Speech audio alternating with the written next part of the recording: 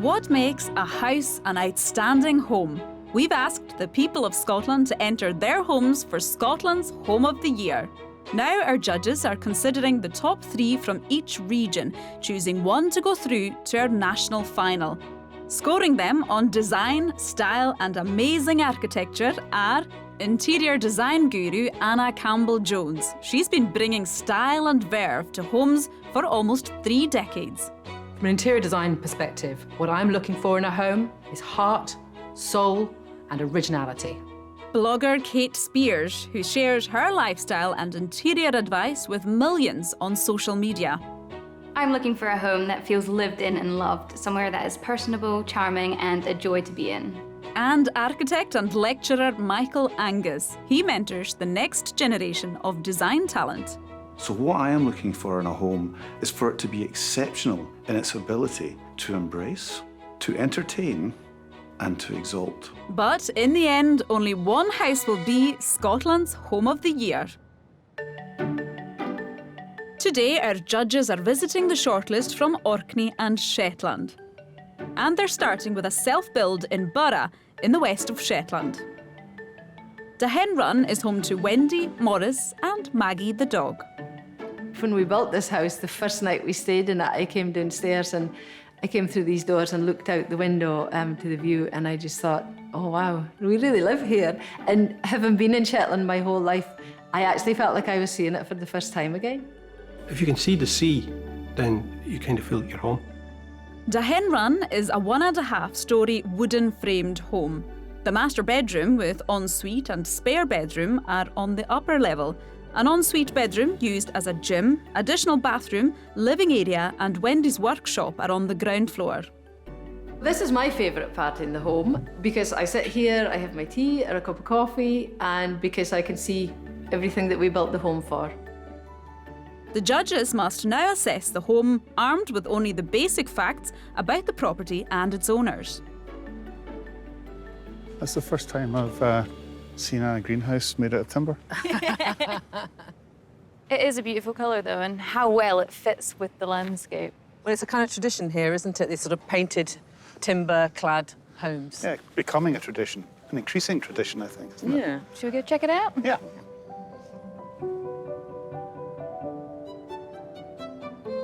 Oh, lovely purple door. That's quite a colour. So much water in here. Instant warmth. I thought that was actually a really nice little bit of planning, to have a little courtyard before you actually come into the house, gives you a wee bit of shelter, get away from the wind. And it's got a bridge. I think every home should have one of those. And every home should have a completely unsupported stair, is it? That's great, love that. Look at the way this room just opens up, and I'm being drawn to this seating area over here, which is lucky because here's the favourite spot. I mean, can you imagine sitting here with your morning coffee, just looking out at this view? And I can imagine it's a view that changes quite a lot by the hour and depending on the weather. It's amazing. The house almost feels like it's hanging over the water. I didn't get a sense from the entrance that we were going to be so close to the water when we got inside. But I need to know what we all think of this lime green wall over here. Do you think there's lots of little, like, testers underneath that, do you think? Yeah, I think it's a bold choice. I mean, they've got a slot window there, and the view through that window is all green. So they've obviously tried to connect the interior with the exterior and kind of blur those boundaries with that lime green wall. Shall we step down into the main event? Yes. It's very steep. Steep steps, yeah. Goodness me. My little leggies. Right. Let's suss it out. Oh, I have got the most fantastic view right there. I always think it's lovely in a home if you can exploit the section. And just that slight step down, you get a slightly higher space. So this is then the living space, dining space, just separated without walls, just a change in level. Black glossy kitchen is a bit of a surprise, isn't it? Well, I think you'll find it's actually a purple kitchen if that changes anything. Well, it's purple and black then. A sort of goth kitchen, Michael. I'm not sure. Really? There's not enough black. I find all this space a bit odd, a bit amorphous. It's not clearly enough defined for me. I think I would pull the kitchen and make a more clearly defined where it kind of starts, and then you could sneak around the other side. Is that just me, or is that? Probably just you. Oh, all right, fair enough. Oh, look at the bears. This is too cute. Oh, they're lovely. Little Shetland wool bears. So they're made out of old Shetland jumpers. It's pretty impressive. How nice to have a little home office like this, a little workspace that you can come to craft. For a workspace, it's very well located away from the living space. If I were living here, I'd need to move that window up a bit because I'm having to. Oh, yeah. So if you sat down, can you see out the window? Let's check it out, right? Actually, yes. Well, there you go. That's fine. Are you going to sew the head on that bear, Michael? No, the chances of that happening are absolutely zero. I have to admit, Michael, you don't really look at home there. No, I'm really not. Sewing is a dark art to me, honestly. Knitting even more so.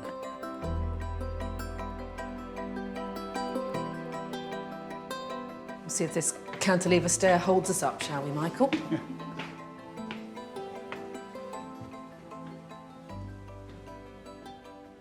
Oh, that's very luxurious. Yeah, I could do with a bit of that. I'm really enjoying the more toned down green up here. I think the way they've woven it into the whole room looks really good. I love the way that they've got a master suite taking up the whole length of this part of the building and this wall creating the bed head. It works really well, and it means that the bed can be positioned so that you can look at the view. Imagine if that whole gable was glass. Wow. Window wow. Oh,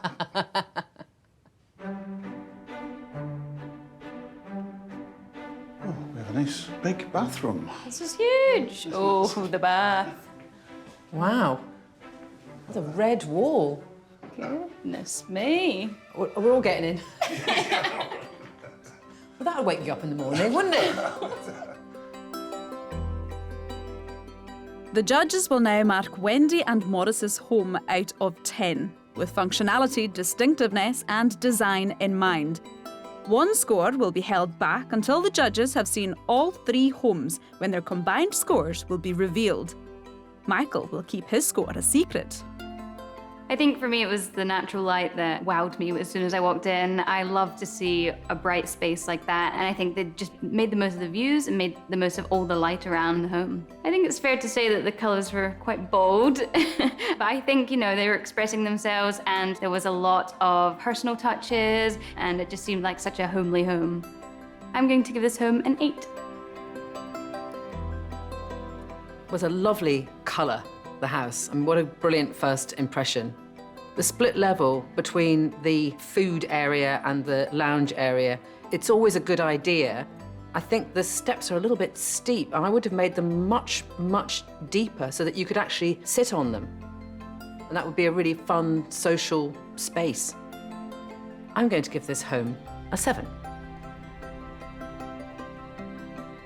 I must admit, when I arrived at this home, I was quite impressed, you know, and I'm quite enjoying seeing the clapboard, this technique of cladding buildings horizontally in timber. The clapboard style is not traditional in Scotland, and yet it's being adopted. So there's something quite nice about that adoption. It doesn't feel out of place. It actually feels very much in sympathy with the landscape. As I moved through the home, feeling about that sharpness, that sense of control in the construction didn't seem to exist quite so much in terms of the control of the space. And I felt there were some spaces that were a wee bit amorphous, a bit blurry.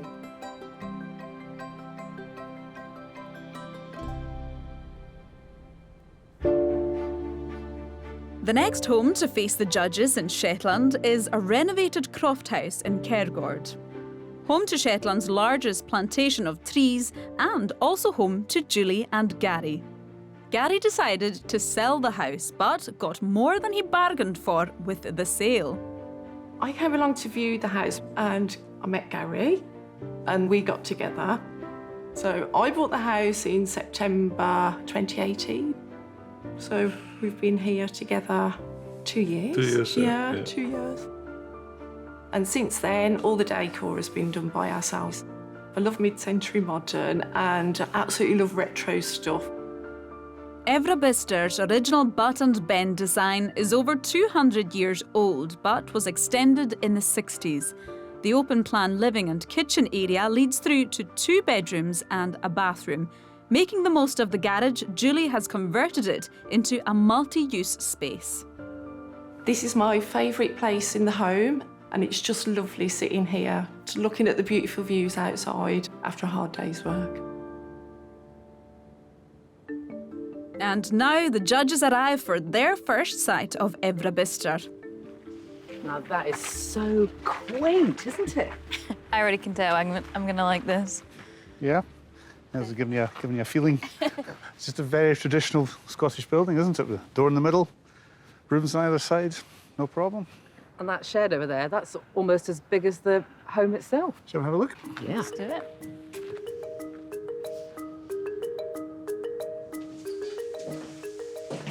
We're right straight into their living room. Oh. And straight into finding the favourite spot as well. These are lovely. They look so retro in here. Oh, it's so cosy, isn't it? Oh, straight away, Noguchi coffee table. Yeah, I'll be having that. The homeowner's got quite a good eye, haven't they? There's a lot of interesting pieces here, some vintage ceramics, a lovely teak bookcase, anglepoise light. There's some real design classics here. And isn't it wonderful how all the furniture just fits into the little spaces? Even this little record player stand, it just looks like it was made for that spot. It's a lot brighter than I thought it was going to be. I always think these buildings, you always just assume they're going to be, you know, quite dark and maybe quite gloomy. I think that's a new window. And of course, it's in the south end of the building, so we're getting the sunlight in as well.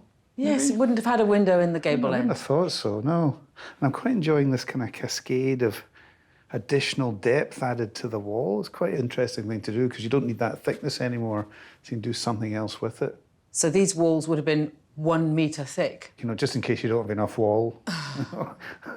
You obviously need it here, the insulation. You just keep that weather away. Oh, what a sweet kitchen. More nice little touches in here, like more vintage ceramics. And such a good use of space with the dining table in here. It's such a tiny little kitchen, and yet they've managed to fit this perfect 2-seater table in. It's real cute, isn't it? It's lovely. It's lovely, isn't it? I don't know what I thought you were going to say, it just wasn't that. But it is, it's cute without being twee. Yeah, it's lovely.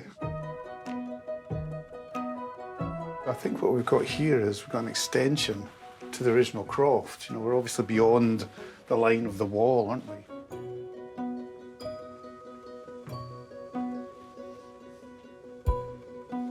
Oh, that's some mirror. Wow. Ooh. There's a lovely, calm, homely feeling in this room that just extends from the rest of the home. I love the mixture of vintage bed linen with a very simple oak bed, and then the sort of mid-century stuff coming in, that mirror echoing the shape of the coffee table in the living room. Yeah, everything seems quite considered, but I'm not too sure what I would label the style as. It just feels like a very genuine reflection of the homeowner herself. The place has got a little bit, it's got a character, hasn't it? It's a unique kind of character. I like the punch of the poster. There's a bit of attitude about it. And it's my mother's favourite movie. Oh, well, that explains a lot.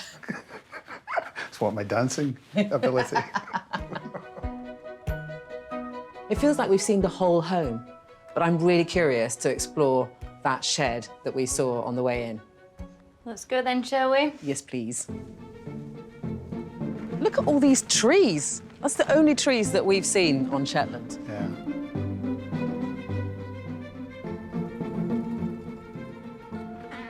Oh, wow. It's huge. It's so big. Look at this upcycled cabinet with the funky wallpaper inside to display more of their collection of ceramics. More vinyl. There's a bit of everything in here. I think because the furniture and the items in here are less precious, this is a space that you could really kind of kick back and relax in. Yeah, it feels like this is kind of the party space, because I noticed over there's a drinks cabinet, my favourite. Oh, so you have a party in here. Well, that's what I thought. Let's do it. You just turn the volume up in here, is this what you're saying? And then shut the door on the mess and go to bed in your lovely, tidy, cosy cottage. Yeah, so you can live 2 different lives.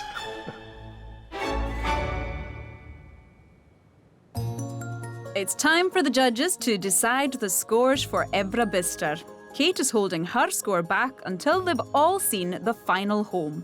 Outside, we have a very traditional Scottish crofter's cottage, and then inside, there's a very strong sense of the homeowner's own sensibility and their personal sense of taste. This is an incredibly comfortable and thoughtful home. The only thing that I think it could benefit from is some kind of window treatment. I think at night I would like to be able to close it in. I'm going to give this home a 9. It's always interesting, I think, when you try and take over and inhabit a building that had such a crystallised identity of a croft and has all this kind of residue of the lives that lived there that don't live there anymore. So it's lovely to see this home had sort of kept the spirit of it without demolishing it. You can now turn a croft from a place of work and labour into a place of respite and comfort. I'm going to give this home a 9. I knew from the outside that I was going to enjoy this home. I think overall it had a very charming feel to it. It felt like a lot of love had gone into it. I think the living room was my favourite room because it was just very easy to be in space. It felt very peaceful and fun, and there was a lot of colour and a lot of interesting furniture.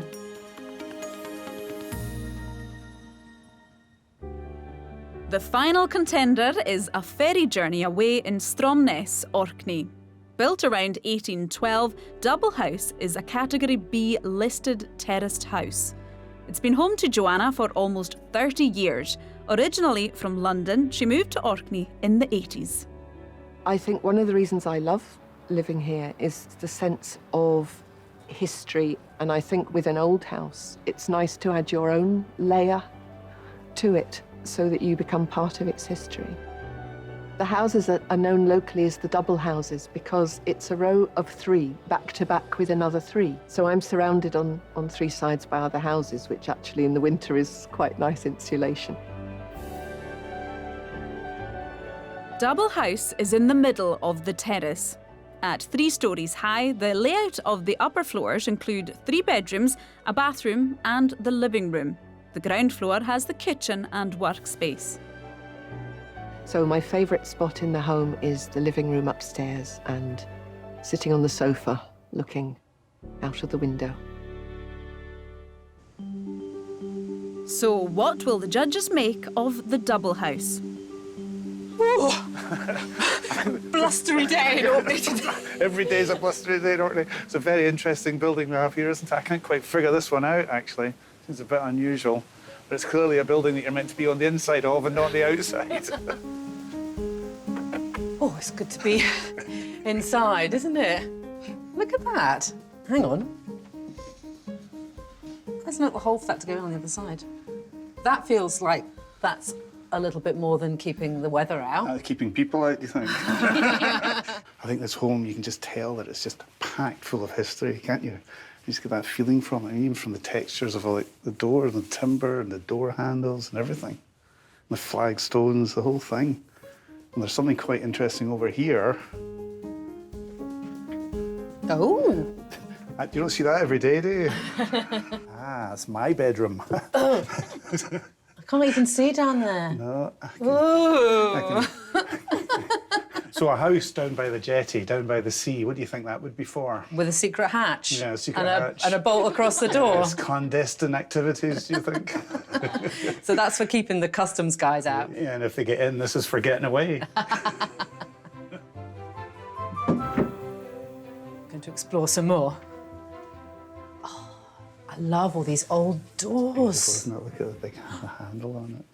Oh, I love this kitchen. This is adorable. It's like a doll's house kitchen. I love all the painted cabinets. It looks like these have been done handmade, really. Look, upcycled.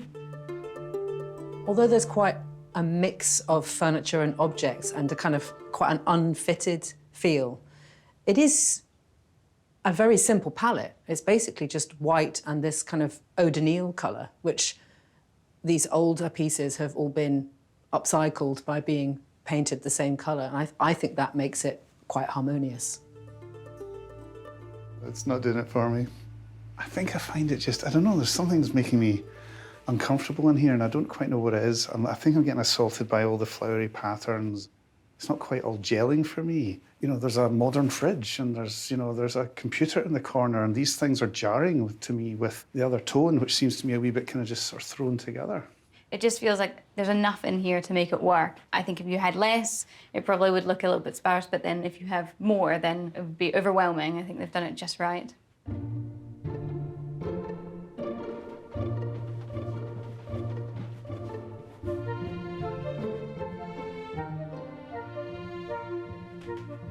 So I'm guessing this is the living room. Quite a wee journey to get here, wasn't it? We're in the sort of more formal bit of the home now, and I see the favourite spot. Ooh. Gonna check it out. Give it a whirl.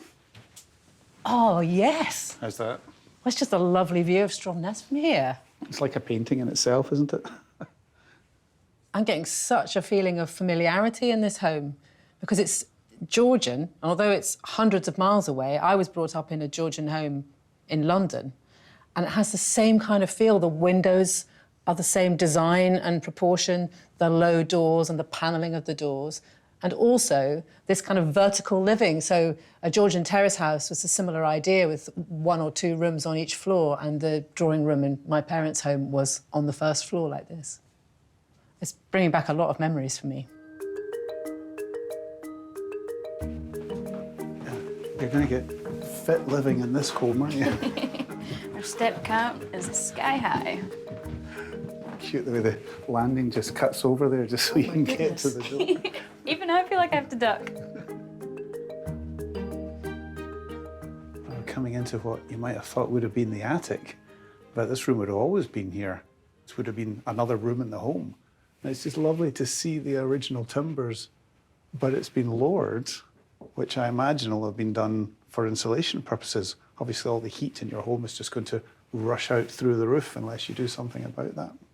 It's also the only place in the home where you can see in both directions. Yeah, because we're above the eaves line. Yeah. So you can then see where the 2 roofs come together, which obviously in some places is terrible for collecting leaves, but it's not going to be a problem in Orkney. You get the feeling with this home that everything that comes in here is intended to stay, and it's been chosen with an eye on permanence and meaning. I think when we were downstairs in the kitchen, I liked that sort of cluttered feel, but now we've come up here, there's a lot of furniture, there's a lot of things sitting out. I think it can look a little bit over the top at some points. How will the judges rate Double House? Anna's score is under wraps.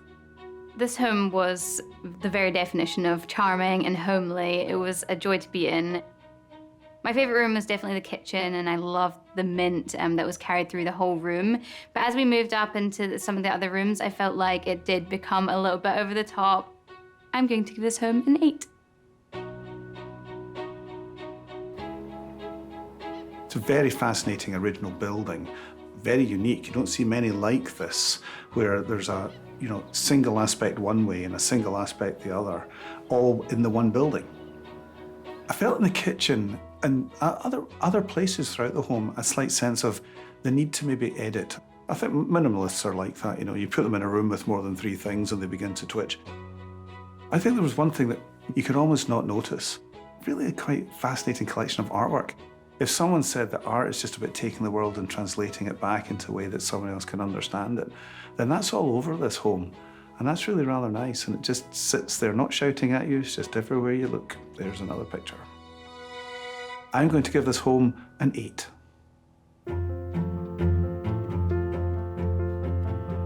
I've been quite blown away by how emotional my response has been to this home. The history of the building, you just have this feeling of 200 years of people inhabiting this building. I'm really quite flabbergasted by Michael's strong negative reaction to the kitchen. I don't get it at all. The way that this interior has evolved and the way that decisions have been made about what gets put in this home makes it impossible to criticize. I mean, who knows what he's thinking? Now that the judges have visited all 3 homes, they can see how their scores compare and reveal this week's finalist. First, it was Michael who held back his score for the Henrun in Shetland. It's a delightful, contemporary green dream perched on the edge of the ocean. So, Kate, you gave it an 8. I gave it a 7.